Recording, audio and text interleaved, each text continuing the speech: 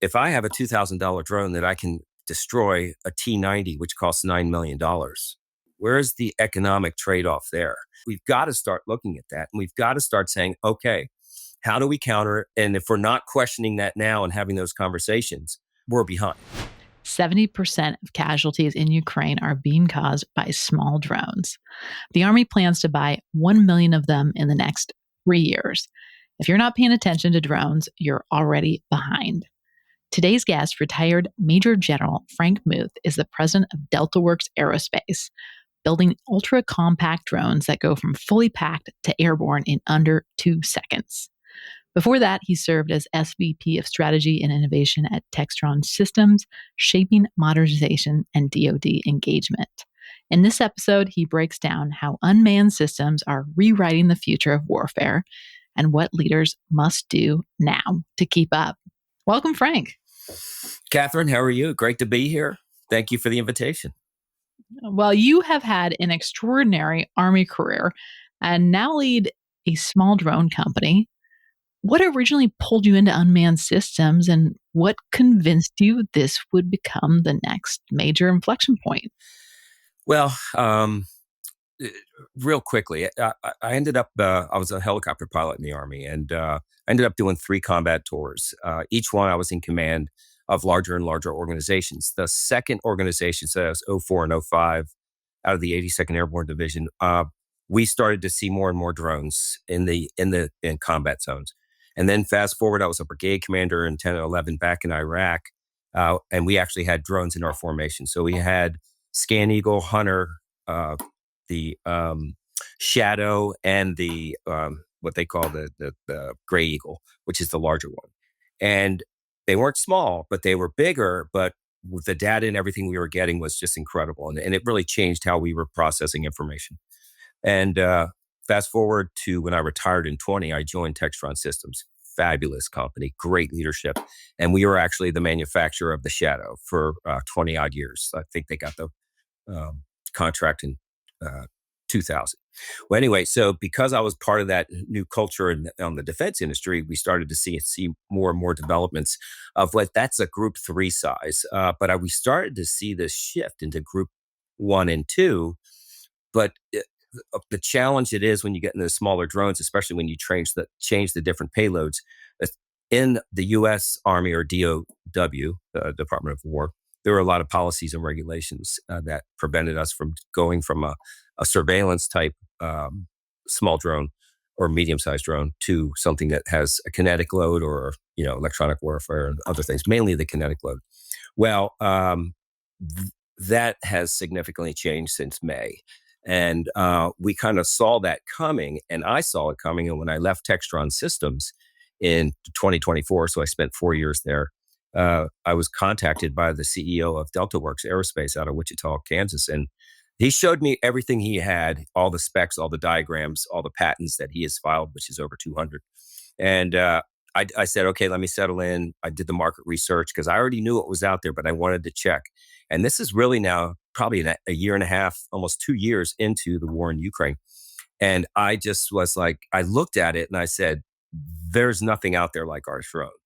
And then fast forward 3 months later, and it was the March, April timeframe.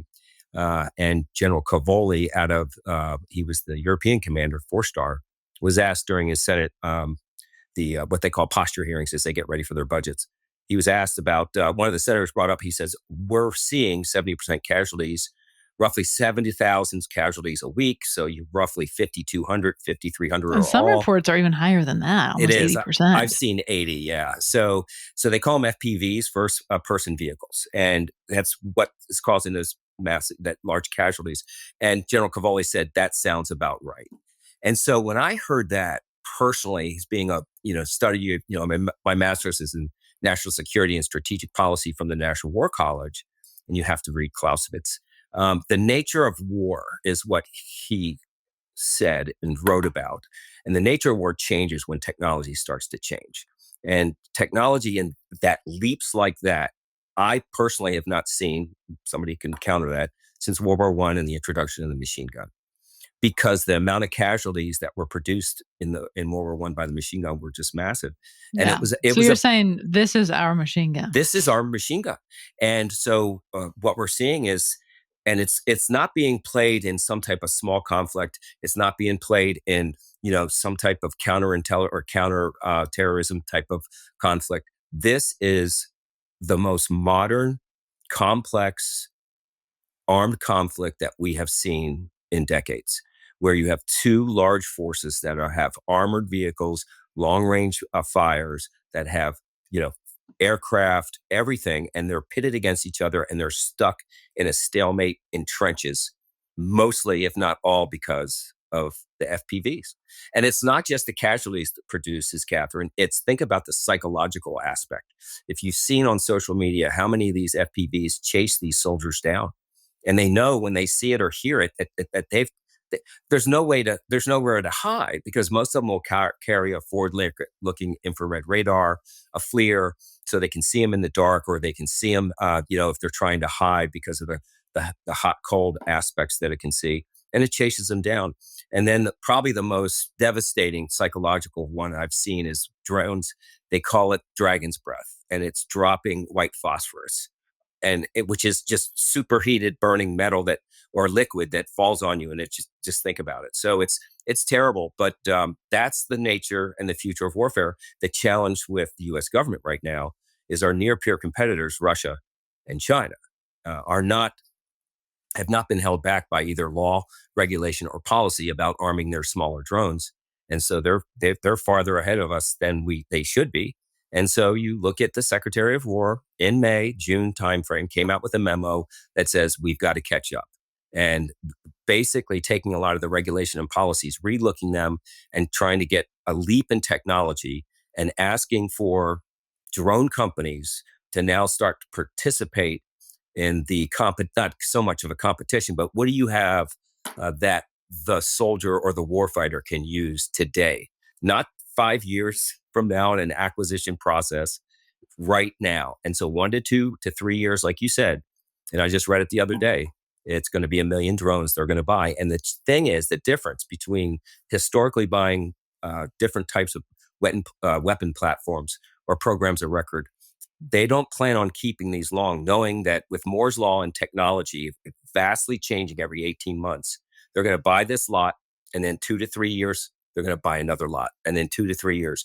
Because once you buy something, a drone of that size, if you advance some type of technology, it either gets smaller, faster, leaner, or a new type of warhead or whatever comes out, you may not want to upgrade that system, because to upgrade it exceeds the cost of just buying another one. And the other piece is that they're buying what they call expendable drones. So they're looking at these drones. I don't call them, the smallest one is grouped at Group 1. I call them Group 0.75 and Group 0.5. They're almost micro drones, so smaller than a trash can lid, and $2,000. That's kind of what they're looking at. So That's a very attractive price point. it is. It is. Now that would be your typical, because that's what our drone is. That's what we shop for in terms of price. But that's your base drone with just ISR. Once you Okay, start putting, for those that have not seen the Deltawerx video, and I encourage you to, because I had never seen anything like it outside of a Hollywood movie. yeah. Why don't you describe what the video shows, and namely why you joined? Well, I'll tell you what I joined, because again, Catherine, going back, and I kind of got off segue there, because I didn't see anything on the market like this, and I still haven't. And the bet, And we have a lot of competition in drones right now. there's probably 500 or more companies. The question is, who's going to still be in business in 3 to 4 years? What is the unique aspect of your drone that you're bringing to the warfighter?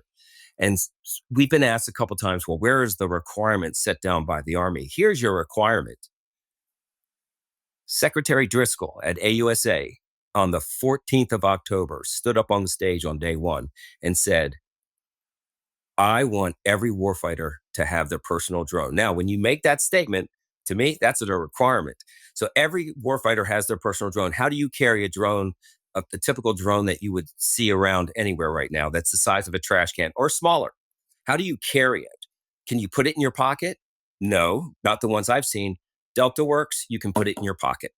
You can put it in your backpack. You can put it in your cargo Well, it looks like pocket. your shirt pocket almost by the size of that. Well, we're going for 4 sizes. One is a deck. So I describe it, and it actually looks like it. So it's a deck of cards, a cell phone, a tablet, and a laptop. All of them, they're the best way to describe what our drones look like. So everything, the rotors, the we call them, the power arms, whatever you want to call them, everything's embedded in that box, and it only activates either the smaller one, you throw it in the air. The bigger ones, of course, you're going to That's the activate one that that. I'm thinking of. The Yeah, video, it looks totally Hollywood if you haven't seen it. It's like somebody pulling out, we'll say, a pen and tossing it into the air, and it is a drone it's a that can drone. explode. And so, yeah, and the intent again is that every soldier, because if you think about the way they've deployed drones in the past, you would have to call up to your higher headquarters, request either a team shows up at your location if you don't already have one there, and they have to pull it out of the box. They have to set it up. They have to get everything linked, and then it goes. If it's a larger drone, then you're going to have to call higher headquarters and wait for it to arrive. Meanwhile, if you're a squad or you're 2 squads and you're trying to move through a city or an urban area, you need it right now, and that's what we're going after, is that need for instantaneous ISR or kinetic load that anybody can grab off their molly or off their web belt of some sort or their cargo pocket. And we say the backpack because if you want a larger one, the laptop size one, you're going to put it in your backpack or your tablet size. And you just activate it and it goes right then, and you've got control of it. So again, that's the unique aspect of it. And you have to be able to, one of the requirements for the Army, you have to, the payloads have to be changeable in the field. So if you get the base model and before you leave for your mission, you realize I need 4 kinetics and 4 ISRs for my mission. That's how you configure it. And then you put it on your body or on your belt and you take off. And I'll tell you, so another point that just came out of the Marine Corps, they are setting up one of their designated members in their squad, and the Marine Corps goes back and forth about, is it 12, is it 15? They'll figure that out, of Marines in their squad. One of them is now going to be dedicated as the precision fires, is what they're calling it, Marine, which they are going to be you call it the drone soldier, but it's not just drones, because they are trained in the ability to both control a lot of these drones that they'll have access to, but also be able to bring the information into the squad. And also potentially there's other systems out there that's Marine will be the one that's trained, and there's a specific what we call MOS associated with that person. So they'll go do multiple schools of how to be able to learn how to do that. So I suspect the Army will do the same. Pretty sure, because they're so prolific on the battlefield. They've got to have that capability down to the lowest level of a maneuver unit, which is your squad. Mm-hmm. So you've seen a lot of drones in your day, from flying helicopters to working the shadow at Textron to now in a micro capacity. And both of us had discussed AUSA too. You said, hey, about 40% of what was on the floor was drone related. How do you differentiate yourself in that market? Well, so there's a couple ways, I think, is you can differentiate through technology, which clearly some people are, but some people aren't. I mean, the smallest drone that used to be out there was the Black Hornet, but the challenge is the Black Hornet was very expensive. It wasn't $2,000 for sure. So there's technology, but then there's cost. Then there's some other requirements. Can it be 3D printed? Can you assemble one in the field, meaning actually manufacture it in the field? And then what are the sizes? But then also, what's your duration of flight? What's your speed of flight? What's your ability to counter if your So you program? got to be the best in some segment, whether it's but at the same time, if the Army needs it right now, and I think the Army's going in this direction because Secretary Driscoll has said it, what is good enough? Do you wait for the 100% solution, or do you go, we need it now, so 80% is good enough? And Done is good enough. The yeah, Bay Area mantra. I think I got to think we're going there right now. But the other point is the price point, because some folks say that, I can produce this.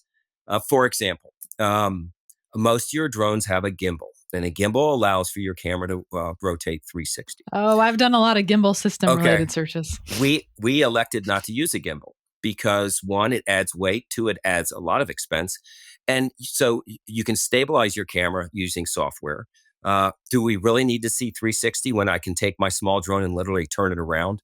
I can see 180 already. And then we're looking at also adding a smaller camera to the bottom to be able to look down for other potential navigation needs. But so it all comes down to that. Can you deliver something that is super unique at the price point with the technology that is existent today, but then has a growth path to the future? So I think we're hitting that sweet spot, and our demos should be done by the end of this month, beginning of next, and we're going to be ready for manufacturing in probably, we're looking at April or May. We did just to let newsflash, we got somebody reached out to us from Mesa for manufacturing, and I'm going to go visit them, and they look very promising, because right now we have one in Saskatchewan, Canada, which would still work, but we are ultimately going to manufacture in the US. The other main one we have is in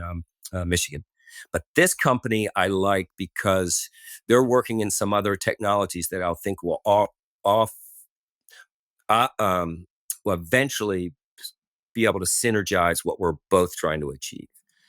Does manufacturing in the US really weigh much more in terms of these decisions? There's two aspects that have started to really infiltrate the conversation. One is, yes, US. And here's why. Because since we've been so behind, the manufacturing of drone components in the US is much lower than those near peer competitors. So one, there is a concerted effort to increase that overall. And every conversation says, is this commercially viable too? So the government wants, and they haven't said it, but this is my thought.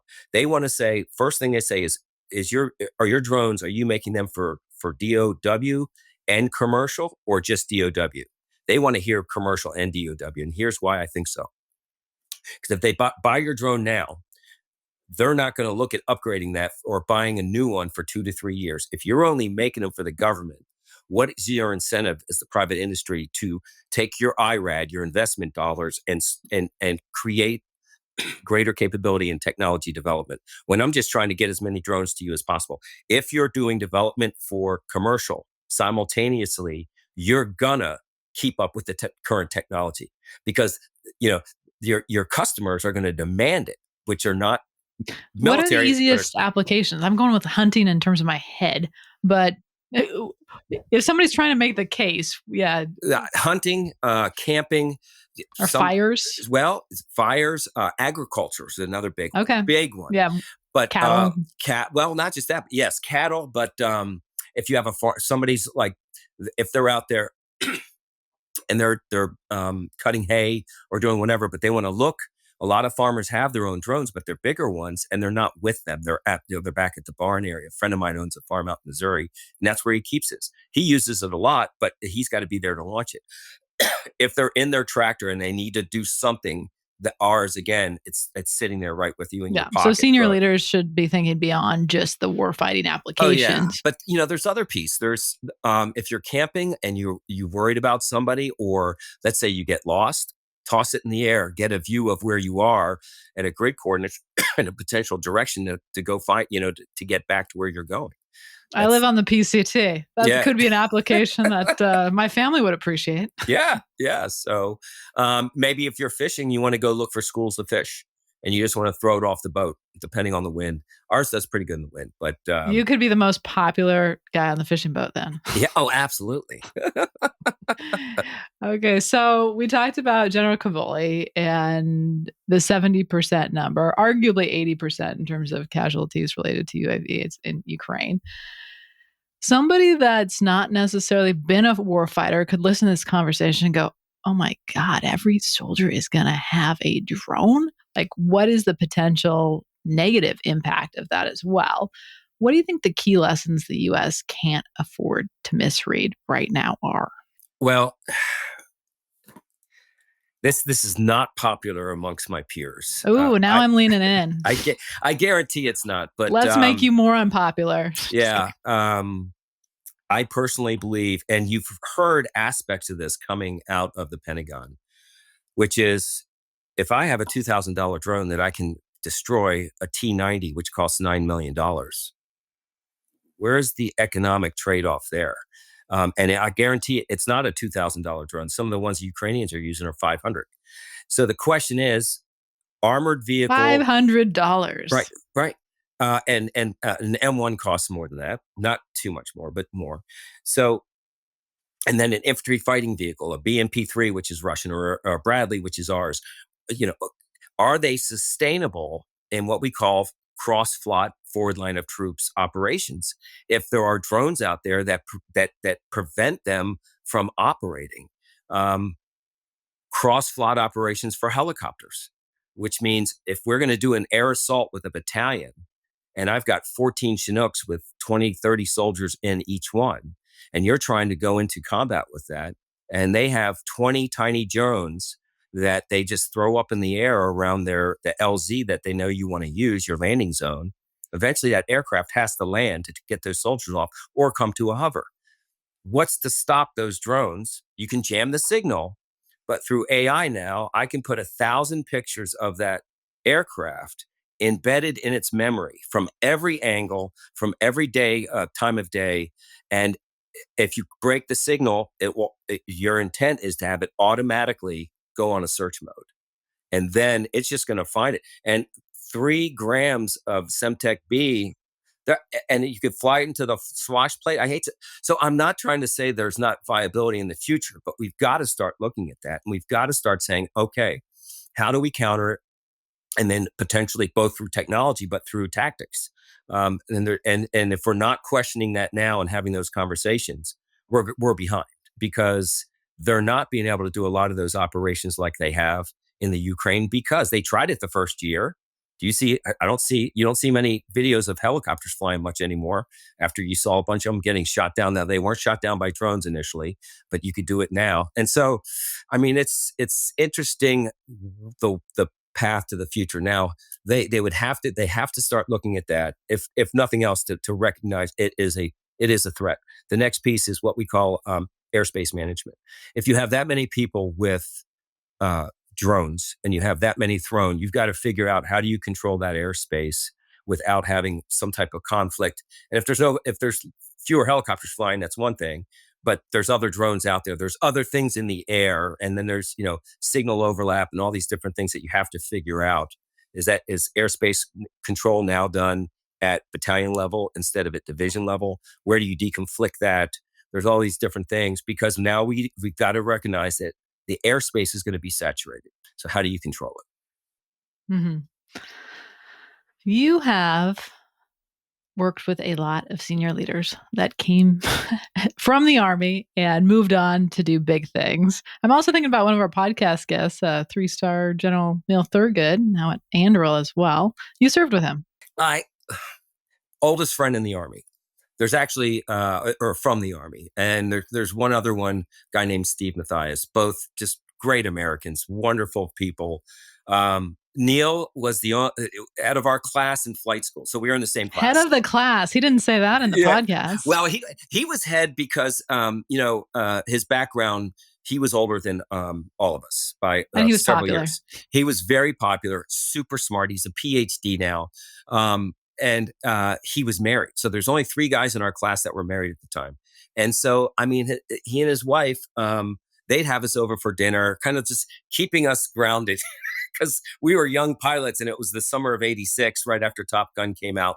And so, no way. I'll just leave it there. But everybody was popular. Yeah. So Chandra was just the salt of the earth, and his family is just fantastic. So Neil and I have remained friends and we still are. I want to talk about what good leadership looks like now. I know you said, hey, you got to the legal, ethical, moral. You've got an obligation to execute. What do you think it looks like in this rapid moment of transition? Well, regardless, in my personal belief, regardless of transition, technology changes, sound good leadership will always prevail, will always need to prevail for you to be acceptance of change, to implement the change, and to, while you do that, keep the team focused, the morale high, and the team together. Now, my theory on that, I've used this term for a long time, and I've actually had people quote me from me using it 15 years ago. But I always used 4 words that I thought was best to create a foundation for your leadership in your organization. 4 words. Spill 4 the words. beans. I'm ready. All right, you ready? Compassion, passion, standards, discipline. Compassion, passion, standards, discipline. The Compassion, passion, standards, and discipline. Discipline. So compassion. We ask our organizations, whether it's in the Army or it's in industry or it's wherever it is, you ask your organization to sacrifice a lot to both their time, their effort, their energy, time away from their family, whatever it is. And we as or leaders, the ultimate sacrifice in the case of in our case, armed forces. And it was incumbent upon the leaders in our organizations, my organizations, to have the compassion for the soldier and the understanding. Now, that's not treating them with kid gloves. It's just the understanding and the knowledge of what we're asking them and their families to sacrifice and to do. And when you do that, it creates a trust that is upward into the leadership and downward because it's mutually developed. So there's compassion. And now passion, you may have noticed, I have a little bit of energy. And I think, and I am a total rainbows, unicorn, kindergarten kind of guy. I mean, I literally, I leap out of bed every morning because I'm passionate about life. I'm passionate about, just being a good person. But you got to have passion when you come to the job. When you lead, all right, you've got to have passion. You've got to have energy. You've got to have focus. I mean, you've got to be able to see through those problem sets and it just exude positive energy. And it's so important for them to see that, especially in a crisis. And there was no, I call it the mantle of command, but there's no bigger crisis or mantle of command when a tragedy or something that very significant occurs within that organization. You've got to be that rock. You've got to have that energy, and you've got to have that passion. And when they see it, and you got to be transparent and authentic, because if you try to fake it, they'll see that. This is not a sales job. No, you got to really come in there and you got to bring it and you got to lead them. I mean, you got to be out in front every day and be able to do what they do on a regular basis so that they understand that you understand what you're asking them to do. And then the standards, I always say that standards have been written in our case in blood many times. Or in things that have not gone well for a company. What happens? You relook what occurred. You say, okay, we're going to put these standards or this type of left and right limit or lane or whatever in place to make sure it doesn't happen again. So there's a reason there are standards in the organization because it keeps it focused. It says we're not going to do the same mistakes again, whatever we've done in the past. We're getting better. We're getting better. And then ultimately the discipline is to be able to adhere to those standards when nobody else is looking. Because everybody understands this is inherent within me as part of this organization to ensure not taking the shortcuts. Not taking the short. And so then I take those compassion, passion, standards, and discipline, which creates that organization that's focused. And ultimately, I think what you want to achieve, which I always like this one, is create the organization that people fight to get into instead of fight to get out of. I've been in organizations where people couldn't wait to leave. And I've been in other ones where people, they call me. Yeah. or the other ones, the better ones, where they go, hey, how can I join your company or your unit? And I think you create that by those 4 words. Excellent. Frank, this was outstanding. The first time we had a phone call, I sensed the energy, the passion. I knew I wanted you on my podcast right then. Thank you for joining us and for your service. And to our listeners, if you found this valuable, subscribe and share. Until next time, this is Mission Critical. Thank you, Catherine.